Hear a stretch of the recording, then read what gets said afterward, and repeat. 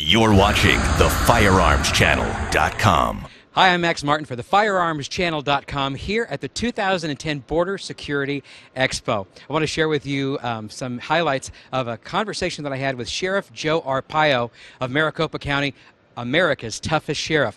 I found this guy to be quirky, confident, and has boundless energy for a guy of 78 years old. Can you believe it? Here's what I mean.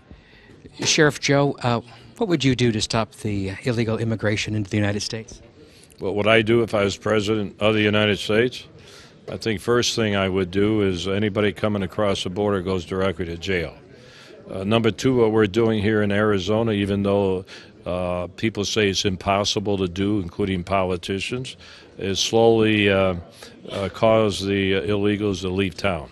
We're at the epicenter of the immigration issue, the new law, SB 1070. How will that affect what you do as sheriff? It doesn't affect us much because we've been enforcing two other state laws and federal laws anyway. So it's not going to change anything what we've been doing, but it sort of forces police officers now to get involved in the illegal immigration problem by at least asking where they're from, and if they have enough evidence or probable cause that the person is here illegally, now they will have the option of arresting those people under a state law. Any law that helps us do the job, I'm for. Hey, I'm the guy that enforces the laws. I don't care. You put the law in the book, we're going to enforce it. I'm an equal opportunity guy. I lock up everybody. Recently, a rancher at the border was shot. We presume it was an illegal alien who went back into Mexico. And there was a lot of outrage. And yet, right now, you have 95 illegal aliens in your jail, charged with murder. Where's the outrage? Well, that's a good question. Where is the outrage? Why all? It's a shame what happened to the rancher.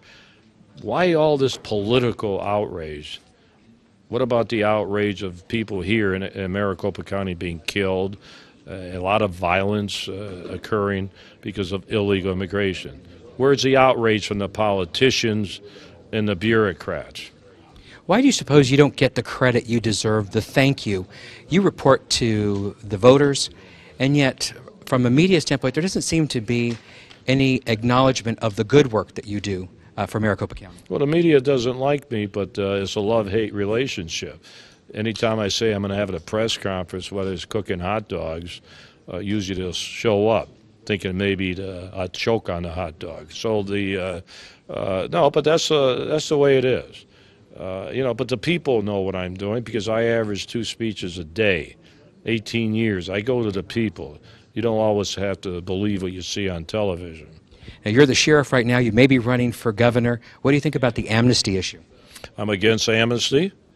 My mother and father came here legally. We have millions of people across our world will do anything to get into the United States and become a U.S. citizen. They wait for years. It costs a lot of money. And it's a fairness issue because then if you come across that border illegally, you're going to be rewarded. It's a fairness issue, too, the way I look at it. So if you're going to make them citizens, bring everybody in from around the world and make them citizens. Ronald Reagan said, if we're not going to defend our borders, why have a country of borders? We should have borders, shouldn't we? Everybody has borders. You ever go overseas and cross borders from one European country to the other? Everybody has borders. And the excuse of not enforcing a law at the border, that doesn't hold. I mean, we got terrorists we're worried about. We're spending billions of dollars on all this intelligence and everything else. Why aren't we concerned about the border? You think they can't come across the border? If you ever wanted a reason, Washington ever needed a reason, that could be the biggest reason you could say. Terrorism coming across the border in our country. What else do you need, regardless of the illegal immigration and the drugs? But no one talks about that. Wonder why. One more question. What do you have there holstered? I'm sure it has a lot of history and there are a lot of stories associated. How long have you had it? I don't know. This is about 30. I got a 357. But this is the one I had in Turkey. It's a old-fashioned Smith & Wesson, which is, here you're shooting dope peddlers with a little 38. By the way, Smith & Wesson is Springfield. Of course, basketball, too. I was hoping the president would invite me to discuss this matter at the Rose Garden. Mm-hmm. He did invite the Cambridge police sergeant that arrested the professor, and he invited them to have a little wine and discuss the racial implications. Okay, why come he doesn't invite me? I mean, he's a good basketball guy. I'm from Massachusetts. I played basketball. I like to throw a few hoops.